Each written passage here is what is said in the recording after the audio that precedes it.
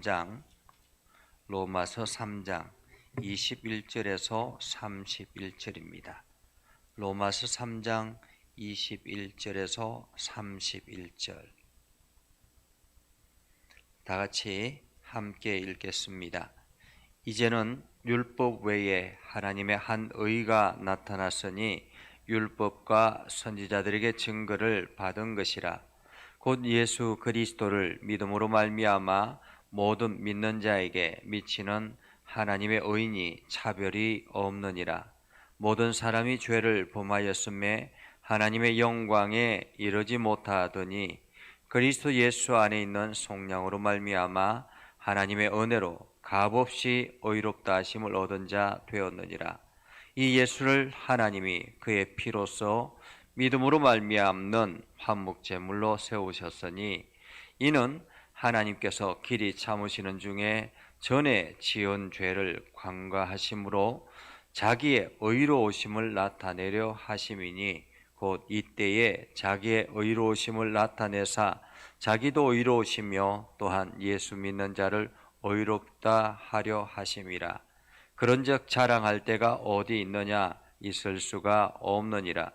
무슨 법으로냐? 행위로냐? 아니라 오직 믿음의 법으로니라. 그러므로 사람이 의롭다 하심을 얻는 것은 율법의 행위에 있지 않고 믿음으로 되는 줄 우리가 인정하노라. 하나님은 다만 유대인의 하나님이시냐? 또한 이방인의 하나님은 아니시냐? 진실로 이방인의 하나님도 되시느니라. 할례자도 믿음으로 말미암아 또한 무할례자도 믿음으로 말미암아 의롭다 하실 하나님은 한 분이시니라. 그런즉 우리가 믿음으로 말미암아 율법을 파기하느냐? 그럴 수 없느니라. 도리어 율법을 굳게 세우느니라. 아멘.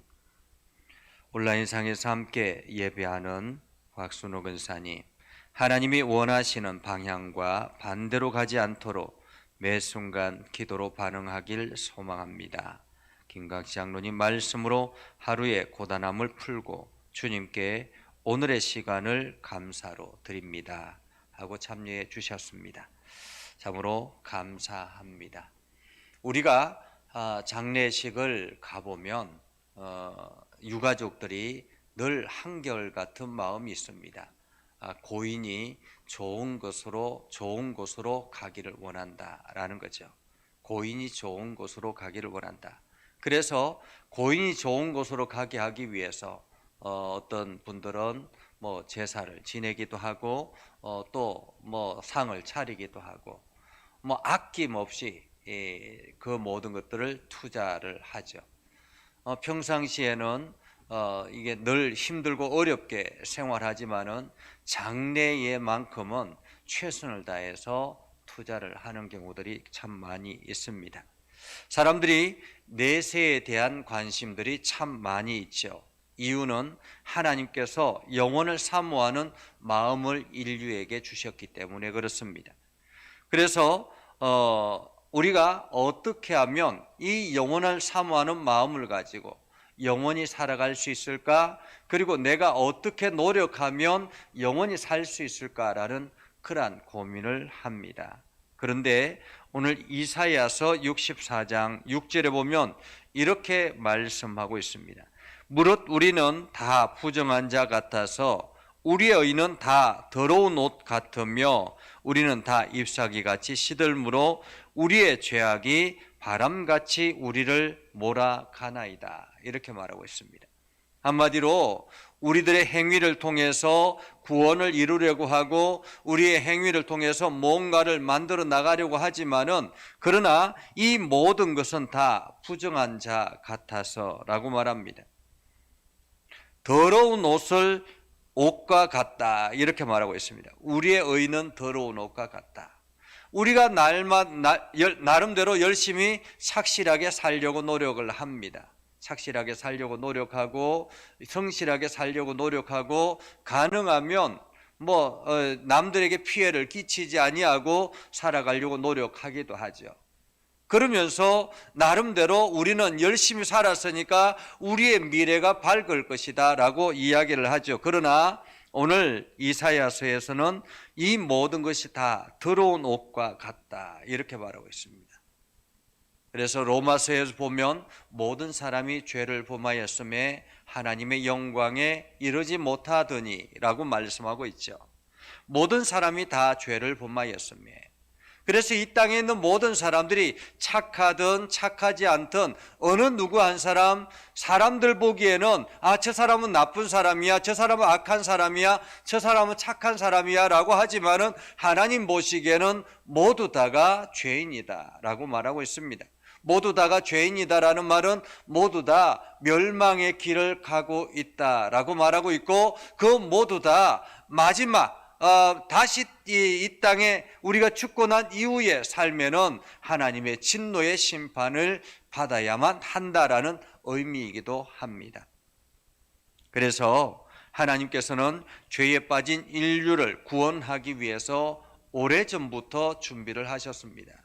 어쩌면은 가장 먼저는 아담과 하와가 범죄함으로 말미암아 이미 하나님의 구원의 계획은 시작이 되었다라고 말할 수 있습니다. 왜냐하면 하나님께서 하와를 통해서 여자를 통해서 뱀의 머리를 밟을 것이요 뱀은 너희의 발꿈치를 물을 것이다 라고 이야기를 한 것처럼 이미 하나님의 계획하심은 그때부터 이 땅이 죄악으로 가득 차 있는, 이 땅에 있는 모든 사람들이 죄성을 가지고 태어날 때부터 하나님께서는 이들을 향한 구원의 계획을 계획하셨다라는 것입니다. 그래서 그 구원의 계획에 구체적으로 시작된 것이 바로 어쩌면은 아브라함의 부름부터가 아닐까라는 생각을 합니다. 하나님께서 아브라함이라는 한 사람을 선택해서 하나의 민족으로 세우고 이들을 내가 하나님의 백성이라고 말씀하시며 그들을 하나님의 나라를 향해서 어떻게 이끌어 가는가. 그래서 첫 번째로 하나님께서 행하신 것이 율법을 주셨죠. 율법은 무엇입니까? 율법은 우리가 하나님의 거룩한 백성으로서 기본적으로 살아야 될 원칙을 말씀해 놓은 것입니다.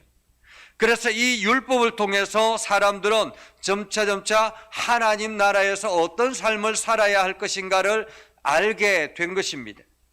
이것은 예방을 위한 율법이라 그렇게 말할 수 있습니다. 예방을 위해서 주어진 율법이라. 하나님의 백성이 멸망의 길을 걸어가는 것을 방지하기 위해서 율법의 테두리를 알려주셨습니다. 하나님의 거룩한 백성으로 걸어가는 길, 그것이 바로 율법이었죠. 그러나 사람들은 어떻습니까? 이스라엘 백성들이 어떻게 했나요? 율법을 온전하게 지키지 않았습니다. 그 율법의 정신을 그들은 깨닫지 못했습니다. 그래서 그들은 각기 제갈 길로 걸어갔고 그 사람들은 자기의 욕심과 이기심을 채우며 나아갔습니다. 가나안 땅에 들어갔을 때도 그들은 여전히 자기의 욕심을 채우기에 급급했습니다. 하나님의 율법을 지키라고 말씀하셨음에도 그 율법을 지키지 않았죠. 그래서 이스라엘 백성들에게 하나님께서 약속하신 것, 희년의 법칙이라든지 안식년의 법칙이라든지 이러한 모든 것들은 하나님의 백성들이 하나님 나라를 향해서 걸어가는 하나의 규칙이라고 말씀하셨는데 이스라엘 백성들은 그것들을 지키지 않았습니다.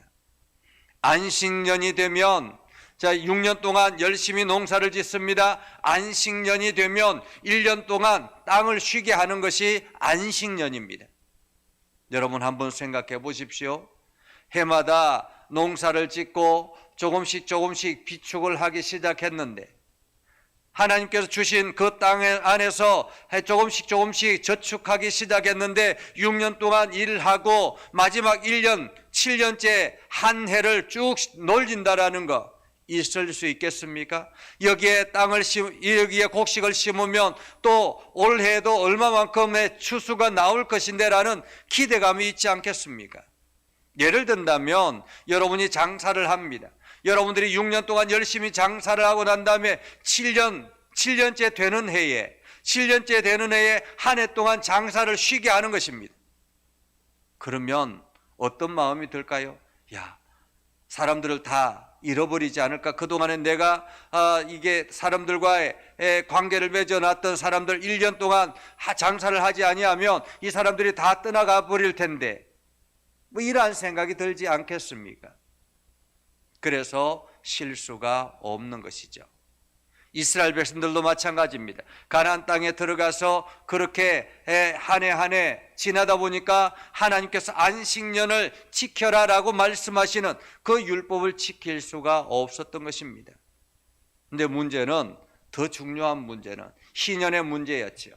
안식년이 7번 지나면 희년인데요, 그러니까 77, 49, 49년을 마치고 난 다음에 마지막 50년째가 되면 희년입니다. 이 희년 때는 어떤 일을 해야 되느냐면, 그동안에 내가 사람들과의 관계 속에서 돈을 빌려주기도 하고, 또한 사람들을 이게 열심히 돈을 많이 벌어서 이게 다른 사람들은 이게 돈을 많이 이렇게 사용했기 때문에 돈이 없어서 우리 집에 와서 소장농으로 일을 하고, 또 노예로 일을 하고 종으로 일을 하고 뭐 이렇게 하다가 희년이 되면 그 모든 사람들을 다 돌려보내야 되는 거예요. 처음 하나님께서 그 땅을 분배해 준 그 원칙대로 돌아가라 라고 말씀하셨습니다. 이것이 가능하겠습니까? 그래서 이스라엘 백성들이 가나안 땅에 들어가서 한 번도 희년을 지키지 않았다고 합니다. 율법의 말씀을 주셨지만은 그들이 율법을 지키지 않는 것이에요. 그래서 하나님께서는 또다시 이스라엘 백성들을 구원하기 위해서 누구를 보내셨습니까? 선지자들을 보내셨습니다. 선지자들을 보내면서 당신들이 하나님의 말씀 앞에 서지 아니하면 멸망을 향해서 걸어갑니다라고 수도 없이 이야기를 했습니다. 그런데 이스라엘 백성들이 선지자들을 어떻게 했을까요? 때리고 감옥에 가두고 심지어는 죽이기까지 했던 것입니다. 왜냐하면 자기가 가는 길을 방해한다고 생각을 하고 있었기 때문에 그렇습니다. 방해하는 것이 아니라 오히려 하나님의 말씀을 붙들고 하나님께로 인도하려고 하는 것인데, 자기의 이기적인 생각과 자기의 욕심과 자기의 계획에 방해된다고 생각을 했던 것입니다. 우리가 가끔씩 내가 하려고 하는 일들에 자꾸만 뭔가가 제동이 걸리면 하나님께서 나를 방해한다고 생각하는 경우들이 있습니다.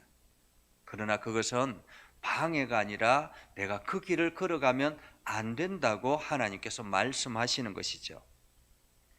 결국에는 선지자들도 해결이 되지 않습니다. 그래서 하나님께서 인류를 구원하기 위해서 또 누구를 보냈습니까? 아들을 보내셨습니다. 우리가 잘 알고 있는 예수 그리스도. 그래서 로마서 3장 21절에 보면 이렇게 말합니다. 이제는 율법 외에 하나님의 한 의가 나타났으니, 이제까지는 율법이 이 모든 것들을 지켜나갈 것이라고 생각을 했지만은 그들이 결국에는 율법을 지키지 않았던 것이죠. 그래서 하나님께서는 인류를 구원하기 위해서 하나님의 한 의를 보내셨다라고 말합니다. 그리고 이것은 율법과 선지자들에게서 증거를 받은 것이다. 이미 예고되어져 있던 일이었다라는 것입니다. 예수 그리스도는 갑자기 이 땅에 오신 것이 아닙니다. 이미 오래전부터 하나님께서 계획하셨고, 또한 수많은 율법이나 선지자를 통해서 이 메시아를 말씀하고 있었기 때문에 그렇습니다.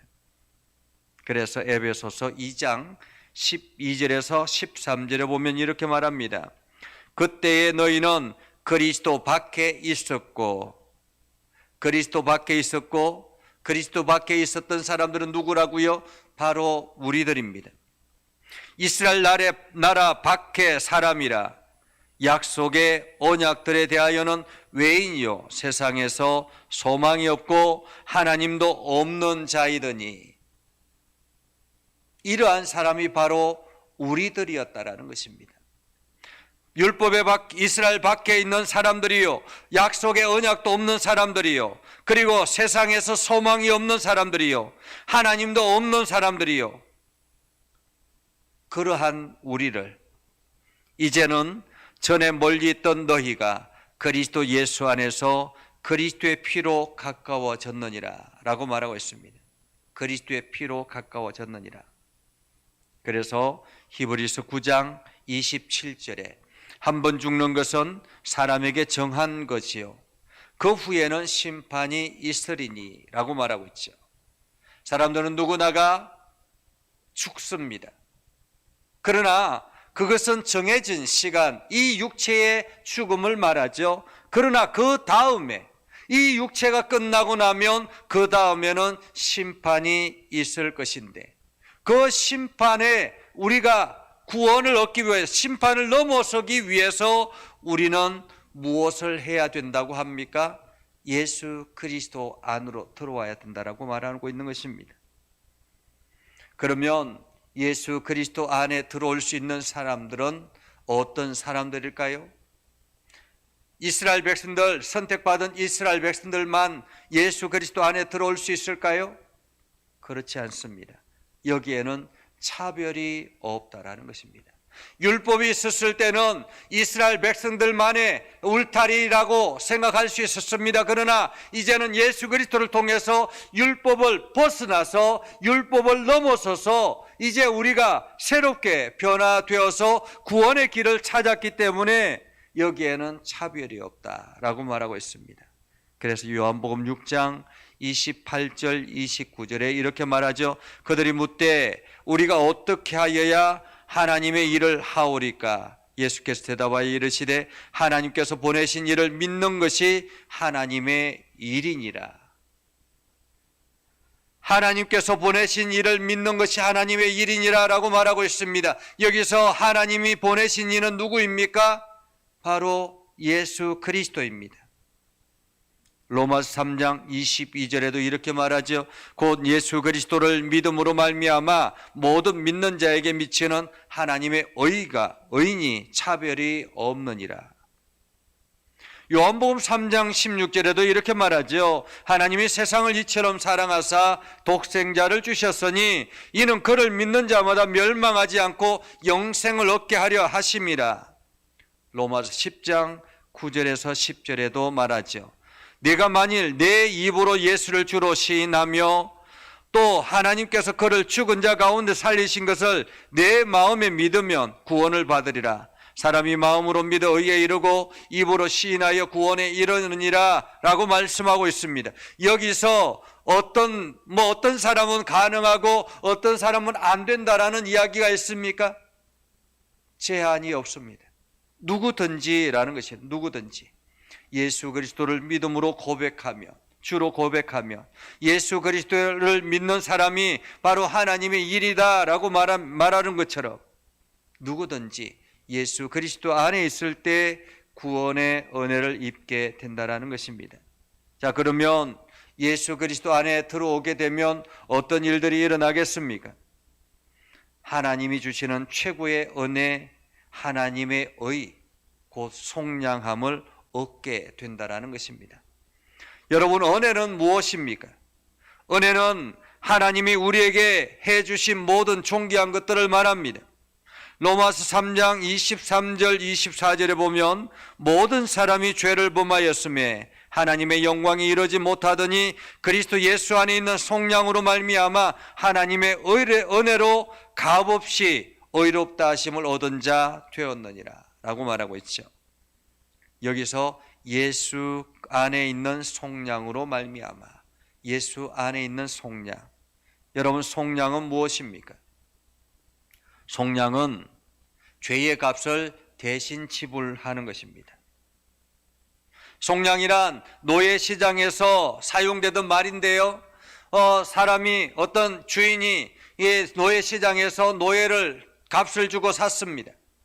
값을 주고 사가지고는 그 노예에게 이야기를 합니다. 이제 너가 자유롭게 마음껏 나가 살아라. 이제 더 이상 노예로 살지 말고 자유롭게 살아라 라고 말하는 것. 그래서 노예의 값을 자기가 지불한 것을 바로 속량이라고 말하고 있는 것입니다. 여러분, 호세아를 잘 알고 있죠? 호세아 선지자. 호세아 선지자의 아내는 고멜이라는 여인이었습니다. 이 고멜이라는 여인은 원래는 이게 부도덕한 여인이었죠. 부도덕한 여인임에도 불구하고 하나님께서 고멜을 아내로 맞이하라고 호세아 선지자에게 말씀하셨습니다. 그래서 고멜을 아내로 맞이했죠. 고멜을 아내로 맞이하고 난 다음에 아들과 딸을 낳고 잘 살다가 이 고멜이 그만 마음이 움직여서 호세아를 떠나서 여기저기 자기의 몸을 이용해서 살아가기 시작했습니다. 그래서 창녀가 되고 술집 여인이 되었습니다. 그런데 하나님께서 호세아 선지자에게 내 아내를 다시 돈을 주고 값을 지불하고 데려오라라고 말했습니다. 그래서 그 여인을 값을 지불하고 데려왔습니다. 그것이 바로 속량이라는 것입니다.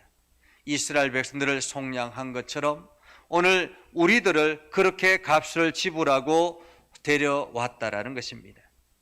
그러면 어떻게 속량하셨을까요? 로마 3장 25절 26절에 이렇게 말합니다. 이 예수를 하나님이 그의 피로써 믿음으로 말미암아 화목 제물로 세우셨으니 이는 하나님께서 같이 참으시는 중에 전에 지은 죄를 간과하심으로 자기의 의로우심을 나타내려 하심이니 곧 이때에 자기의 의로우심을 나타내사 자기도 의로우시며 또한 예수를 믿는 자를 의롭다 하려 하심이라 라고 말하고 있습니다. 여기서 속량은 어떻게 주어진 것이라고요? 당신의 아들을 화목제물로 세웠다라는 것입니다. 그것이 바로 화목제물로 세운 사건이 우리가 잘 알고 있는 십자가 사건이죠. 이 십자가 사건을 통해서 우리는 하나님의 속량함을 얻게 된 것입니다.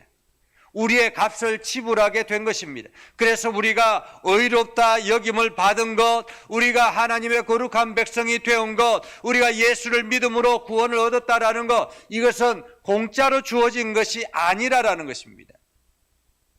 사실 우리가 지불한 것은 없죠. 그러나 하나님이 당신의 아들을 이 땅에 내어 보내시고 십자가에 죽게 하시고 희생의 제물을 되게 하셔서 속량함을 얻게 되었다라는 것이죠.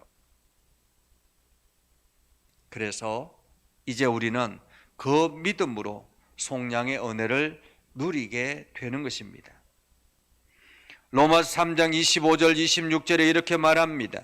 이 예수를 하나님의 그의 피로 말미암아 피로써 믿음으로 말미암아 화목제물로 세우셨으니 이는 하나님께서 길이 참으시는 중에 전에 지은 죄를 간과하심으로 자기의 의롭다 하심을 나타내려 하심이라. 하나님께서 우리를 속량하시는 이유는, 첫 번째 이유는 우리가 하나님의 의로우심을 나타내게 하기 위해서라는 것입니다. 예수 그리스도께서 십자가에 달려 돌아가시는 것은 첫 번째 목적은 우리를 위한 것이 아니라 하나님의 의를 드러내게 하기 위한 것이다라는 것입니다. 예수의 희생의 사건은 하나님의 의를 드러내게 하기 위해서, 그리고 두 번째는 그 하나님의 의를 드러내고 또한 우리를 의롭다함을 얻게 하기 위해서라고 말하고 있습니다. 그래서 이제 우리는 그 예수 그리스도를 믿음으로 말미암아 속량함을 얻게 되었다라는 거죠. 이제는 우리의 믿음으로 말미암아 속량함을 얻었기 때문에 율법을 파기하는 삶이 아니라 율법을 세우는 삶을 살아야 하는 것입니다. 31절에 이렇게 말합니다. 그런즉 우리가 믿음으로 말미암아 율법을 파기하겠느냐? 그럴 수 없느니라. 도리어 율법을 굳게 세우느니라. 하나님께서 하나님 나라의 백성으로서의 기본적인 원칙을 알려주신 것이 율법이었습니다. 그런데 이스라엘 백성들이 그 율법을 스스로가 파기해서 율법을 지키지 않고 멸망을 향해서 갈 수밖에 없었습니다. 이제 우리가 다시 예수 그리스도를 통해서 이 율법을 다시 세우게 된 것입니다. 그래서 예수 그리스도의 말씀 안에 있는 것이 바로 율법의 완성이라고 말하고 있죠. 율법의 완성이라. 그래서 우리는 여전히 하나님의 말씀 따라 순종하며 살아가는 것입니다. 우리가 예수를 믿고 구원을 얻었다고 해서 아무렇게나 살아가서 되는 것이 아닙니다. 우리는 하나님께서 의롭다라고 말씀하셨기 때문에 이제는 나는 아무렇게나 살아가도 된다, 나는 자유다, 이렇게 이야기해서 안 되는 것입니다. 예수님께서 우리를 속량하셨기 때문에, 속량하시면서 얻어진 구원이기 때문에 우리는 그 하나님의 율법의 말씀을 오히려 완성시키려고 노력해야 되는 것입니다. 그래서 우리는 더욱더 엄중하게 신앙생활 해야 되는 것이죠. 때로는 우리가 절제할 것을 절제하고, 때로는 우리가 손해볼 것을 감수하고, 때로는 사람들의 어떤 소리라 할지라도 그것을 애써 참으며 나아가는 것입니다. 그 길을 걸어갈 때에 오늘 우리는 온전한 믿음의 길을 걸어갈 것이며, 이것이 구원의 은혜를 입은 사람들의 삶이라는 것을 기억하시고, 오늘도 여러분의 삶으로 그리스도를 드러내는 복된 삶을 살아갈 수 있기를 주님의 이름으로 축복합니다. 기도하겠습니다. 거룩하신 아버지 하나님, 은혜를 감사합니다. 오늘도 하나님의 말씀을 붙들고 나아갑니다. 예수 그리스도를 통해서 은혜의 속량함을 얻게 해주셨사오니, 하나님 오늘도 우리가 하나님의 의를 드러내고 율법을 지켜나가며 율법에 완성된 예수님의 말씀을 온전히 실현하는 복된 삶을 살아가게 하옵소서. 오늘도 우리가 기도하는 모든 심령들 가운데 하나님께서 함께하여 주옵소서. 예수님의 이름으로 기도드리옵나이다. 아멘. 이제는 우리 구주 예수 그리스도의 은혜와 하나님 아버지 극진하신 사랑과 성령님의 감화 감동 역사 위로 교통하시며 은혜가 주의 말씀 의지하며 나아가는 모든 믿음의 백성들 위해 하는 모든 일들 위해 영원토록 함께 하옵시기를 간절히 축원하옵나이다. 아멘.